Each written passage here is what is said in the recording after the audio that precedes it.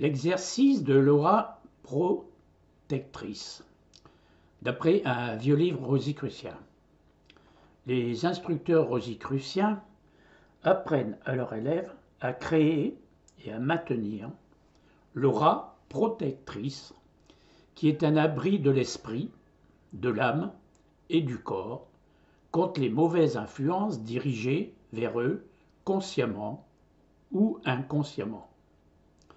Cette aura protectrice constitue un moyen de protection simple, mais très puissant et très efficace contre toutes les influences psychiques adverses, le magnétisme mental négatif, la magie noire, etc. Elle représente aussi une armure efficace contre le vampirisme psychique ou la perte de la force magnétique. La formation de l'aura protectrice est très simple. Il suffit tout simplement de créer, en concentrant toute sa volonté, une image mentale de soi-même entourée d'une aura de lumière blanche pure et claire, symbole et signe de l'esprit. Avec un peu de pratique, vous deviendrez capable de sentir la présence et le pouvoir de cette aura protectrice. La lumière blanche est le rayonnement de l'esprit, et l'esprit est maître de toutes choses. Un instructeur a dit « L'enseignement ésotérique le plus élevé et le plus profond nous apprend que la lumière blanche ne doit jamais être utilisée pour attaquer ou pour obtenir un gain personnel. Mais elle peut être employée à bon droit par tout un chacun, à n'importe quel moment, pour se protéger contre les influences psychiques adverses, d'où qu'elles viennent. Elle est l'armure de l'esprit et peut être utilisée comme telle chaque fois que le besoin s'en fait sentir.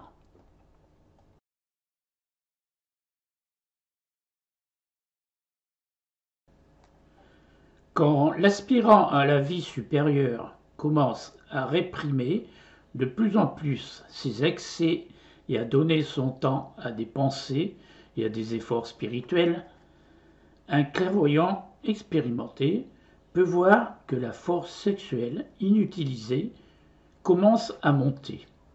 Elle s'élève en un volume de plus en plus grand et passe par le chemin indiqué sur le tableau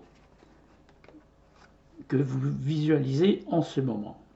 Elle traverse le cœur et le larynx, ou bien l'épine dorsale et le larynx, ou les deux. Puis elle passe directement entre le corps pituitaire et la glande pinéale et se dirige vers le point sombre qui se trouve à la racine du nez, où siège l'observateur silencieux, l'aspect le plus haut de l'esprit. C'est le centre Ajna, nommé en Inde. En ce qui concerne les chakras,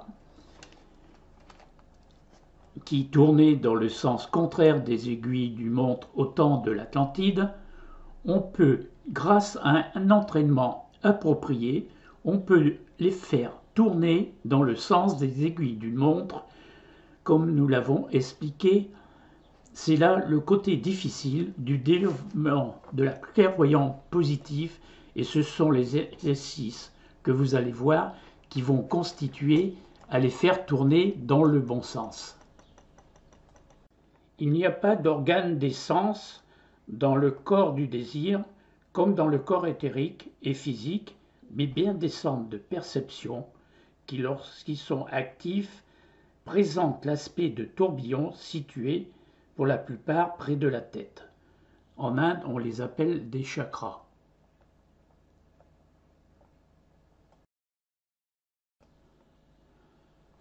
Dans notre figure, l'image de gauche représente l'homme ordinaire.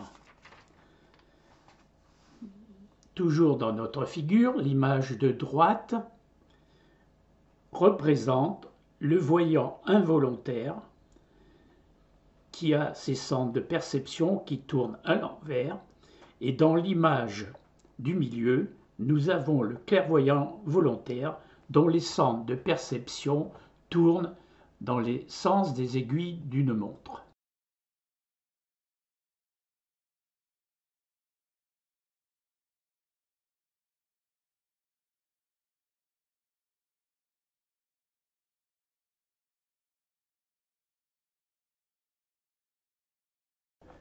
À mesure que l'homme commence à sentir la nécessité de la vie supérieure, à tenir sa force sexuelle et son caractère en bride, à cultiver une disposition sereine, ces véhicules éprouvent moins de perturbations pendant les heures de veille. Par conséquent, il lui faut moins de temps pour réparer le dommage pendant le sommeil. Il lui est alors possible de quitter son corps physique pour de longues périodes pendant les heures de sommeil et d'agir avec les véhicules supérieurs dans les mondes intérieurs. Lorsqu'on se réveille le matin, nos centres de perception, c'est-à-dire les chakras, tournent encore et sont connectés au monde spirituel. Or, dès que nous nous réveillons, la condition nécessaire pour atteindre la même perception est l'exercice de concentration. Par elle, l'activité des sens est arrêtée et l'homme se trouve en apparence dans le même état que lorsqu'il est plongé dans le sommeil le plus profond, et cependant l'esprit demeure dans ses véhicules et en pleine conscience. Il faut fixer sa pensée sur un idéal ou sur un objet, par exemple une bougie, mais la voir intérieurement, et ce dans les moindres détails jusqu'à temps qu'elle devienne une réalité. Quand l'aspirant sera capable de se représenter de telles images et qu'il aura réussi à concentrer sa pensée sur l'image créée, il pourra essayer de l'abandonner soudain en veillant à ce que son esprit soit absolument dégagé de toute pensée, et il attendra la venue de ce qui paraîtra dans cet espace vacant. Comme je l'ai dit, lorsque l'aspirant à la vie supérieure développe la faculté qui lui permet de s'absorber à volonté dans le sujet qu'il choisit, ou généralement encore dans un objet très simple qu'il imagine, ainsi, quand il atteint la condition et le moment précis où l'activité de ses sens s'arrête complètement, il concentre sa pensée sur les diverses centres de sensations du corps du désir, autrement dit les chakras, et ceux-ci commencent à tourner sur eux-mêmes dans le sens des aiguilles d'une montre.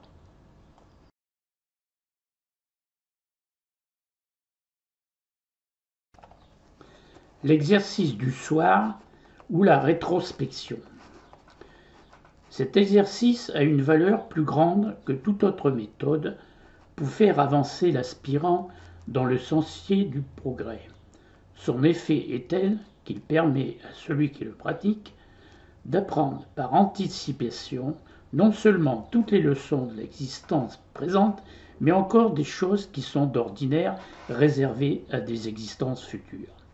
Le soir, après s'être mis au lit, l'aspirant doit se détendre dans une complète attitude de repos en relâchant tous ses muscles.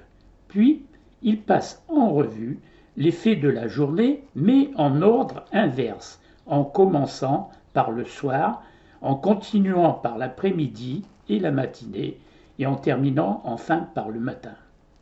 Il s'efforce de se représenter chaque fait, chaque scène, de façon imagée, aussi fidèlement que possible, en cherchant à reproduire devant son mental tout ce qui s'est passé dans le but de juger ses actions, de se rendre compte si ses paroles avaient bien le sens qu'il voulait leur donner, ou si, au contraire, elles pouvaient donner lieu à une autre interprétation, afin de s'assurer si, en parlant à autrui, il avait soit exagéré, soit diminuer la valeur des faits relatés.